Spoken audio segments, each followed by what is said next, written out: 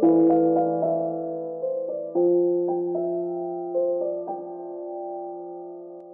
Annie. And I'm Leah. And this is Lactation Business Coaching with Annie and Leah, where we talk about the smart way to create a compassionate and professional private practice. Let's dive in. Hey, Annie. Hey, Leah. How are you? Doing good. How about you? I'm good. What's it been like in your private practice since we last talked? Oh, man. You know, in private practice, how everything comes in waves. So right now, the wave I'm riding is like tongue tie that presents at 3 months, like where everything was going great. Mom has like huge milk supply. And then all of a sudden we've got crisis situation. Baby's dropped weight. Baby can't feed, pulling on and off. And I've had like, I don't know, 5 or 6 of these babies in the last 2 weeks. So I am like all done. I'm ready for the next wave. I'm like, new wave, please. Those ones are so frustrating too, because everybody was feeling so good. And then the mom she's so defeated. Like, I thought we had this and now we don't. And it's so much more everything's just so much more complicated. You know, it's just not that straightforward. Oh, I think your baby might have a tongue tie. Let me refer you to a provider. It's like, no, we have so many other stuff to deal with and work through. So yeah, I'm ready for my next wave, although I'll probably jinx myself and get like the wave of low milk supply, which I also don't love. Oh gosh.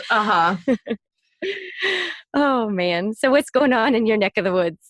I had one of those fun New York City experiences that it happens to me quite frequently where I just bump into one of my clients on the street. Oh, cool. And this one was somebody who like tugged at my heartstrings for the months that we worked together, because she and her baby just basically went through literally everything that people can go through. And it was so hard. And I saw her a whole bunch of times and there were specialists involved and lots of crying and texting. And then as it happens, you know, we kind of finished our work together and I hadn't heard from her in a while, because that's what happens. You know, they ghost us, not because they mean to, but just because they're like, oh, we're done. They're not thinking about it. They're lactation consultant anymore. I bumped into her and she was smiling and her baby was smiling. And it was like a really nice day. And she was like, you were so helpful. And I'm feeling like we're doing so well. And it's just like, oh, thank goodness. Like, I need that pick me up where you get to see somebody in the flesh and like life goes on. And that's what I want for my client. Oh, I love that. I love it when that happens. Like sometimes I'll have a mom just like randomly message me 6 months down the road and be like, you made such a huge impact. And sometimes it's, you know, it's so weird. So in cases that you weren't sure, like, oh yeah, that everything, like they were happy with everything, but you're not like 100% sure. And then they come back and they're like, oh my gosh, you're the most amazing thing in the whole world, you know? And you're like, yay, I feel we have to treasure those moments, because we don't get them, you know, a lot. And then when we come, you know, it's almost like get the one and just tell yourself that there's 10 more behind that you're never going to hear from, but they're out there, and just cherish it and treasure it and just say, yep, this is me. This is what's going on. This is how good I am. And take that, you know? You know what I was just thinking, Annie, as a side tip you should write it down and stick it in a file. And then on a bad day, just have your file. Because I have a file of like thank you cards and stuff that I've gotten. And I definitely look at them on bad weeks. And you should write that story down. So you'll always remember that situation. That would be so awesome to come back, you know, 10 years down the road and just think, oh my gosh, I had that impact. I love that. That's such a great idea. Well, so that was like a side tip on how to make lactation consultants feel better about themselves. And I do love that. And before we get to today's episode, where Leah and I are going to talk about how to set appropriate limits with your clients without compromising follow-up, which is like, oh my gosh, like I just got a pit in my stomach even just saying that. I know. And it's so hard. Yeah. Yeah. But before we dive into our topic for today, Leah, I know you've got a marketing tip for us. So what is it? I do. So, one thing that can happen when you're trying to get more social media content is you just start sharing blogs and articles and blogs and articles, and those can be great, and your audience probably going to enjoy getting some good quality information. But in our line of work, we are very like this is an interpersonal relationship you build with these people. And one thing that I have found and used a lot or try to use a lot on my social media is more interaction that's personal. So whether that be like live videos where you're just, you do something really brief, shout out so that people get to know you. Also posting things that are like a little bit more personal. So you might say like questions that are a bit more personal that are obviously coming from you.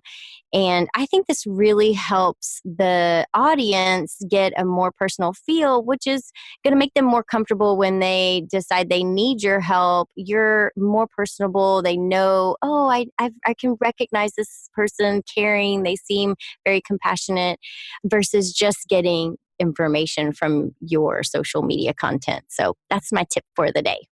I really like that. We work with people on such a personal and intimate level that any chance you have to communicate warmth and friendliness and approachability, go for it. That's going to be the best advertisement that you can do for yourself, even more than touting your clinical skills, which that's important, but people really want to feel like you're going to be nice to them. Yeah. And like, I always think of it as you are literally the product that you're selling. So you have to describe your product and get your audience to know more about the product because you want them to buy you. So we got to have that content on social media too. Great. It's perfect. So let's start follow-up. I'm so excited to talk about this because it's an area that I can admit that I struggle with. And I know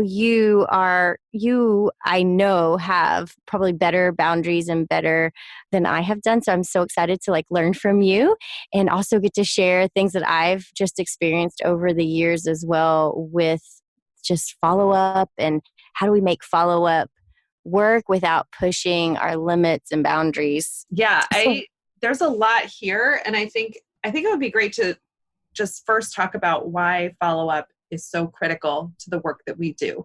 So the model that I see most lactation consultants doing at first, and it's definitely how I started out, which is the one visit model with tons of follow-up or unlimited follow-up.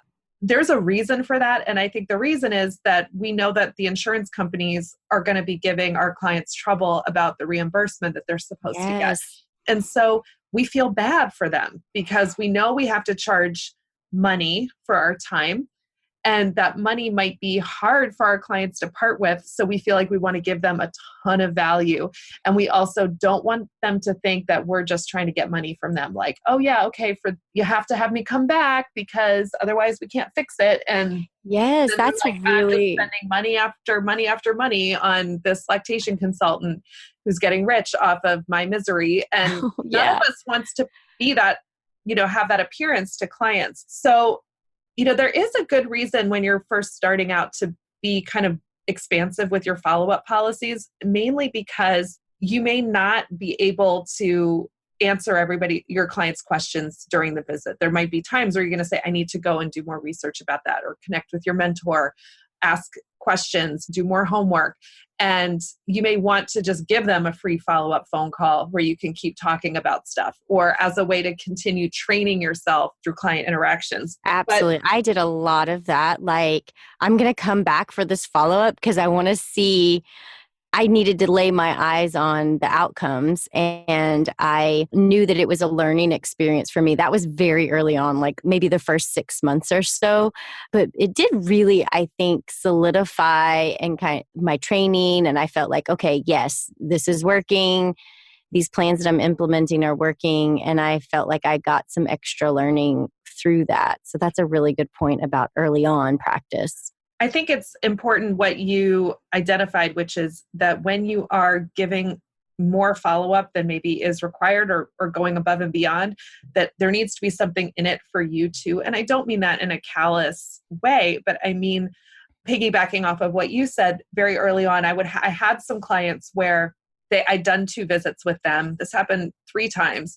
I'd done 2 visits with them that they paid out of pocket, and the mom was still experiencing a ton of pain. And I really felt like I need to go back and see them a 3rd time, but I don't want her to think, like, to associate pain with spending money on the lactation consultant. But I needed to see her again. I needed to know what was going on with her and her baby.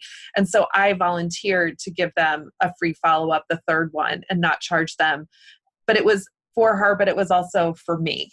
Yeah, because I'm sure you learned a lot out of that situation, and you were able to guide them even further than original. But I really think that this single visit model is often unsustainable in the long term because of all of the follow-up that is required that takes place outside of the visit that does impact your personal life and your ability to see other clients and can be really intrusive. And the longer I've been in private practice, the more that I've seen I get better outcomes when we can take a slower approach with these dyads, where I'm saying we're going to do some of this now, and then I'm going to come back in 1 week or 2 weeks, and we're going to pick up and we're going to continue what we've been doing.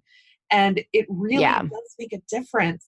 And I think it's like with everything lactation, very situational. So I'll have the mom, the lovely visits that we want to have where you just go in, you're like, oh, move your baby here, adjust this a little. Oh, okay, perfect. The latch is great now. It was so amazing meeting you guys, give a little education and we're out the door, versus the ones where like within the first 5 minutes, oh man, this is super complicated, very complex.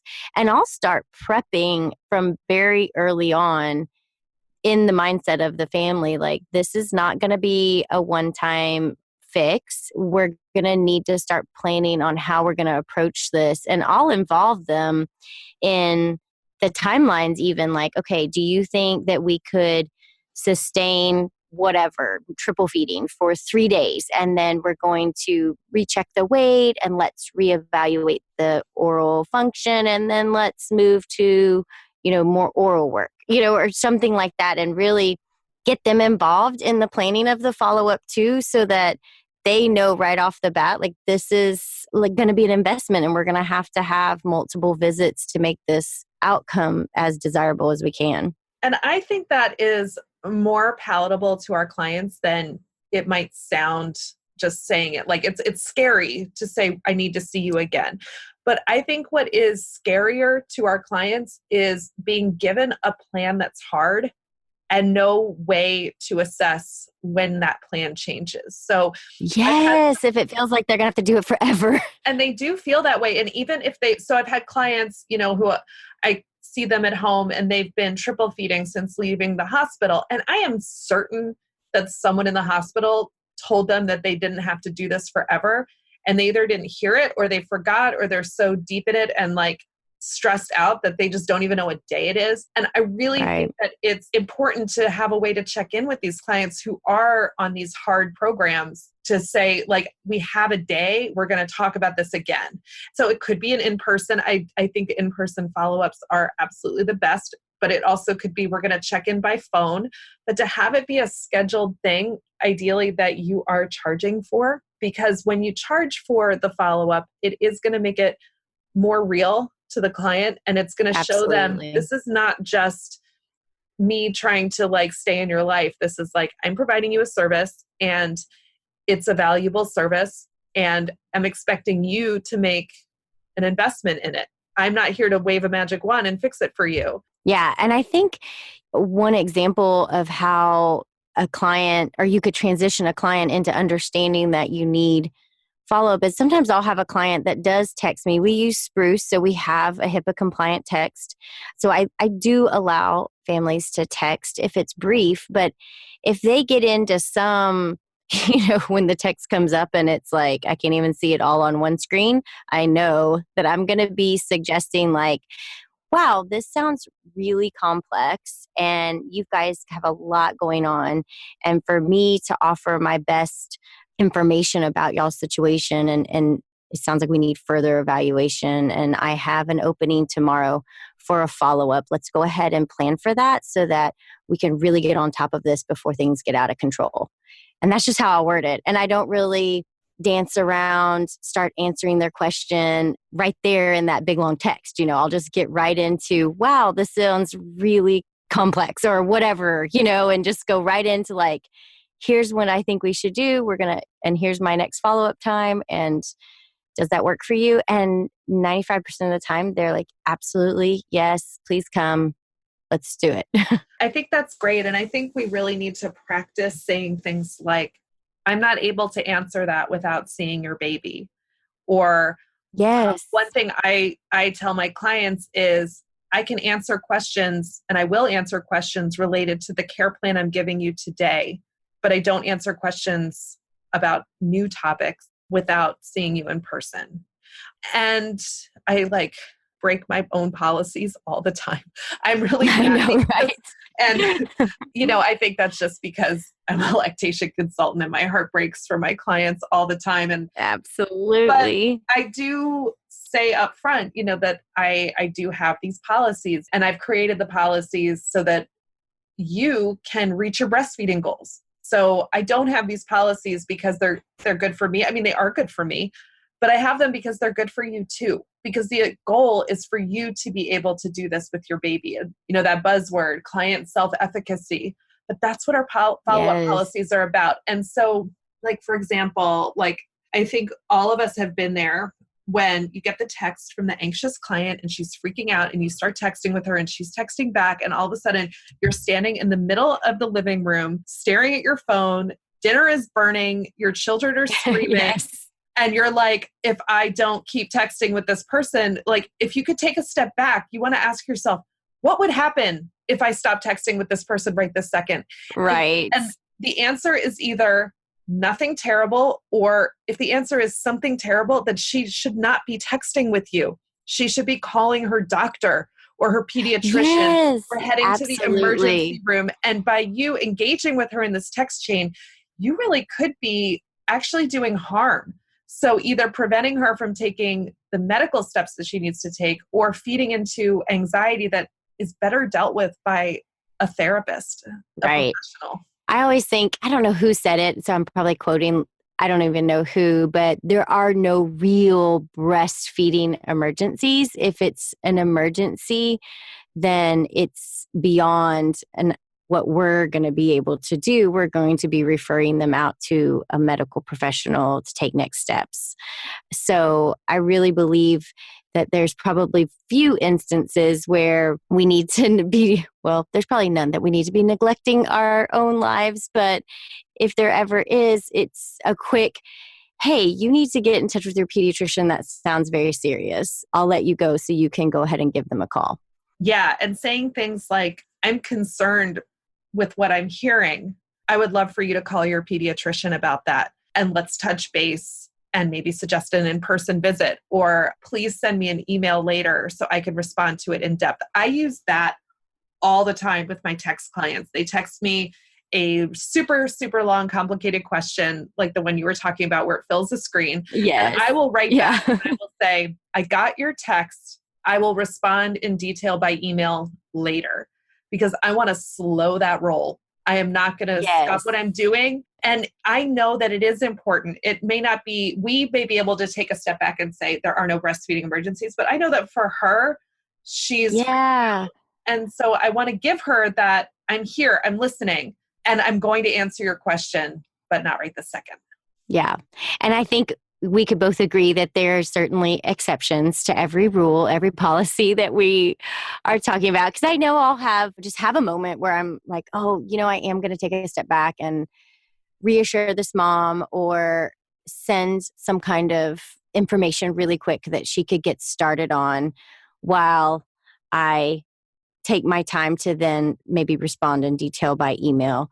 So there are certainly some things, like you said, so that they still feel like, yeah, this is super important to you and I want to help you and I'm taking steps in that direction. I had that instance just recently.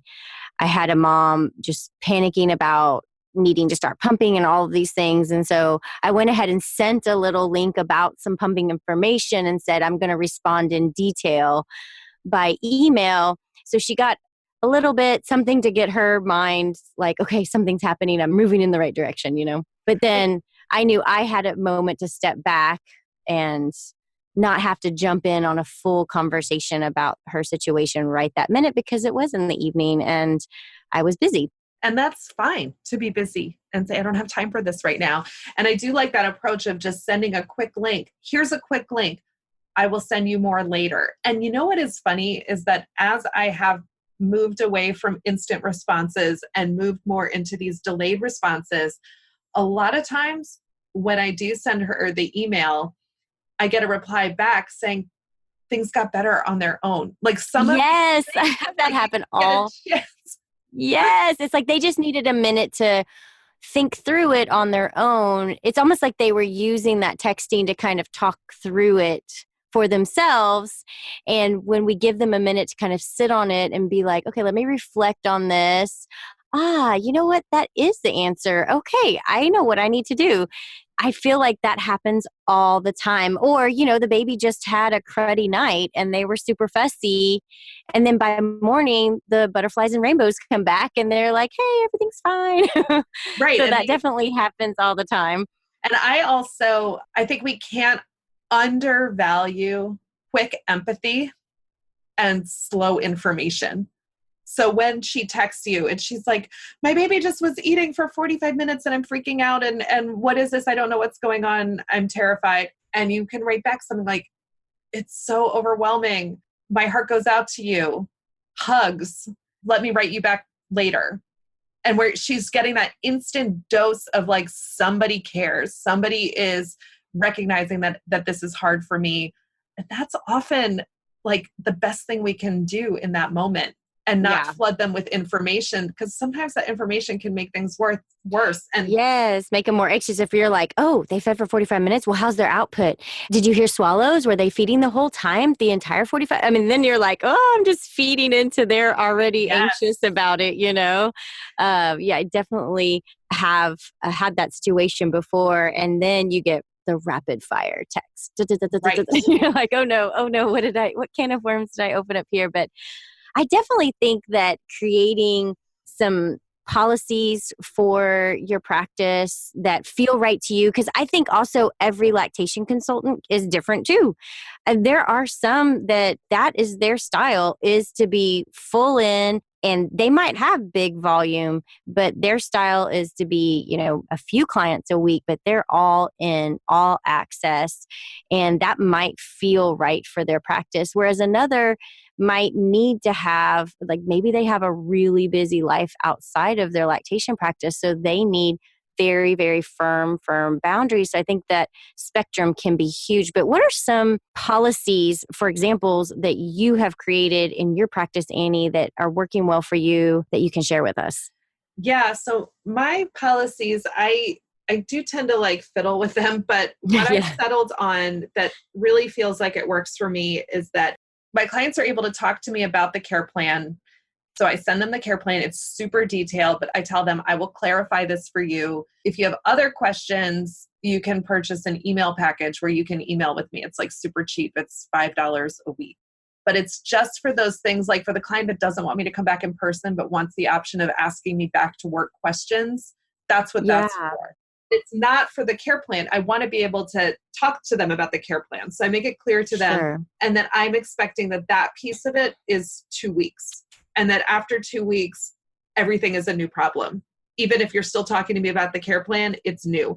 And I need to see you in person, or at that point, I become your cheerleader. And you can still send me like, things are going great, and I'll say yay, or send me a picture of your baby, but I'm not going to be able to give you any more clinical guidance without seeing you again in person. And I'm very clear about that.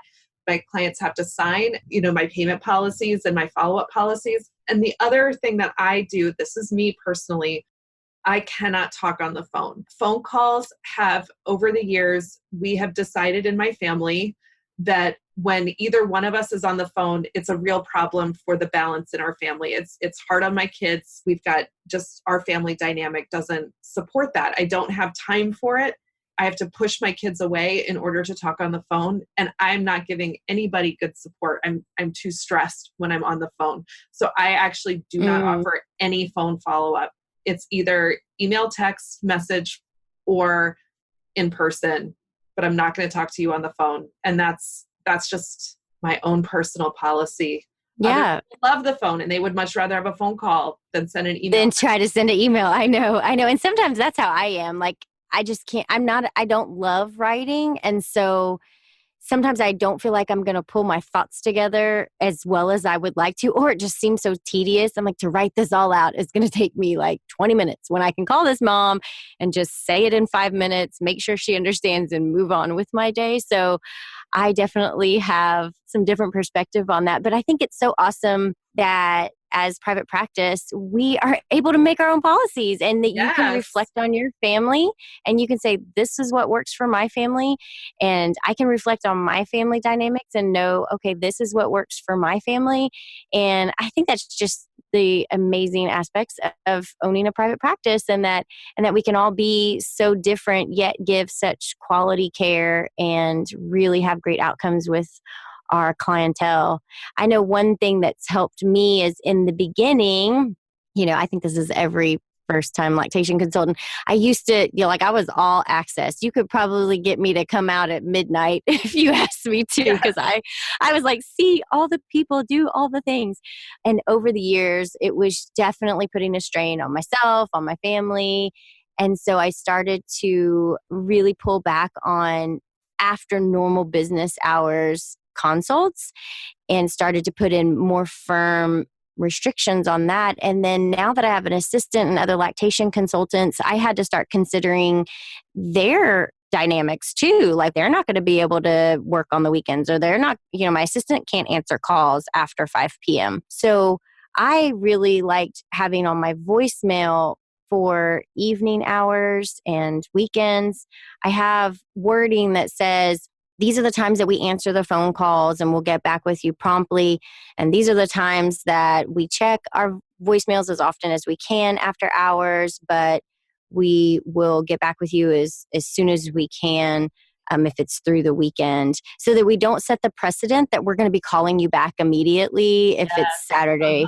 And I get plenty of Saturday and Sunday phone calls, but it's so nice to kind of know that they've heard that one, they could jump online and schedule with us if they wanted to. And two, that they're not expecting me to call back. So I don't really have that hanging over my head because forever I would feel so guilty if a mom called on a Saturday and I didn't call them right back. It would nag on me all weekend, even though I was trying to spend my weekend with my kids. Yes. I would be thinking, oh, that mom, she probably really wants me to come out. I should probably go ahead and give her a call. I'd be thinking about her all weekend.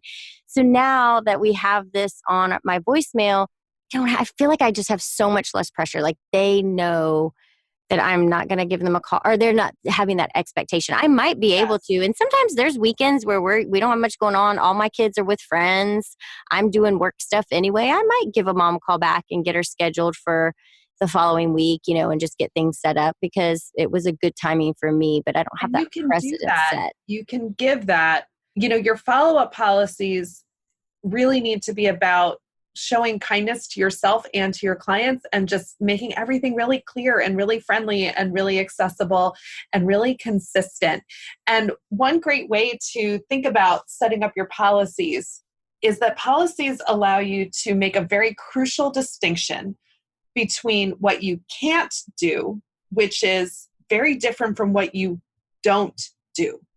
So the difference being, if you say, I don't return calls after 7 o'clock, I don't see clients on weekends, that is your policy. And if somebody tries to get you to break that policy, you could just say, but I don't do that. That's very different than saying, oh, I can't come out and see you this weekend. But why not? Oh, well, because I have this thing happening and that happening in a basketball game and, I'm getting a massage. And all of a sudden it's like, well, why am I getting a massage when I could be going to see a client? Yes. Massage, I have to see a client or otherwise this baby's not going to breastfeed. So when you say, I don't see clients on the weekends, you're telling yourself, my weekend is mine. I can choose to do whatever I want with it. And then you're free to say, what I really want to do this weekend is I really want to call back that mom who's weighing on my mind, and I want to check in with her because I can do that. And that it can be really hard for us to say, I don't. Because Really want to give to everybody. But it really, I'm going to tell you, this is something I've been working on in my own life. It feels really good to say, I don't do that. And that's what your policies let you do. And they're right there and they're written out and you've told your clients and you've been upfront with them. And it's not about you're not willing to do it for them. It's just that you don't do that. And I think it's so empowering for us to take those steps for burnout. I mean, lactation consultants have huge rates of burnout. And I totally have had times in my practice where I have gotten really close to like, I'm done. This is too much. Everybody's pulling on me constantly. I can't get away. And then I always have that moment of stepping back and like, oh, I haven't been holding myself to my own policies or my own boundaries. I have let open the floodgates. And it's so, so important for us to have an awareness of this. And I think great for new private practice LCs to be thinking about this and letting it morph and change over the years. I mean, my policies have changed countless number of times as I've had more or less demand in my life in other areas. And I think it's just so, so important that we think about this in terms of our burnout rates because it's such important work we do. And if we all do all the things, we all won't be doing anything because we'll all burn out. 100%. And I think like the final thing I could share about Followup is specifically related to burnout. And burnout for us, burnout for them is the importance of recognizing when what's going on with your client is outside of your scope of practice. And when you've got that anxious client that's texting you all the time, I really want you to get comfortable with saying to your clients, I'm very concerned about you. I would love for you to reach out for professional support because I am not a therapist and I am not able to help you with some of these things that you're going through. I would love to help you find the right person who can help you. And that could be scary to say because you're like, oh, I'm planning to got postpartum depression. But you know what? It's not your job. You cannot do that emotional support unless you're a licensed therapist. And not even just like legally, but ethically. Don't go there. You don't have the skills. You really could be making things worse. So, you really need to just think about like what actually is your role. Your role here as a lactation consultant is to support this dyad, this family towards meeting their breastfeeding goals as they've expressed them to you.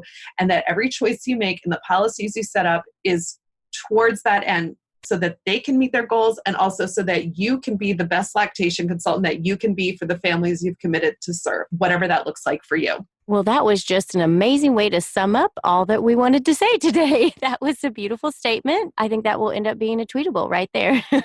I love it. Well, this has been an awesome topic to talk about. And I've really enjoyed it because I feel like even for me, I'm thinking, I'm reflecting on this information and thinking I need to work on some of my policies as well. But as we close up, Annie, I know that you have a tech tip for us this week. What you got? I do. And my tech tip is about Followup. And it's a super simple one. If you haven't done this already, I want you to learn how to turn the notifications on your phone off and the notifications on your computer off and the notifications on your tablet off. And for example, if you're using Apple products, it's very simple. You can just put it into sleep mode and say between 7 p.m. and 7 a.m., you're not getting notifications on your phone.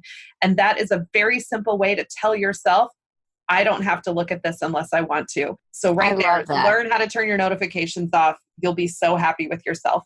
And I always think if I get the notifications turned off and then also have a scheduled time, it's almost like I look forward to it. Like, I don't know who's emailed me. I don't even know. I can't wait till my scheduled emails sit down and answer email time because it's like, ooh, you get to open a big surprise instead of, okay, I already know I have this one. Oh yeah, she had a really big thing. It's like, nope, my brain gets to sit still until my scheduled time to answer emails. And then I get to go through them one by one. And it's kind of like Christmas morning. You just don't know what you're getting.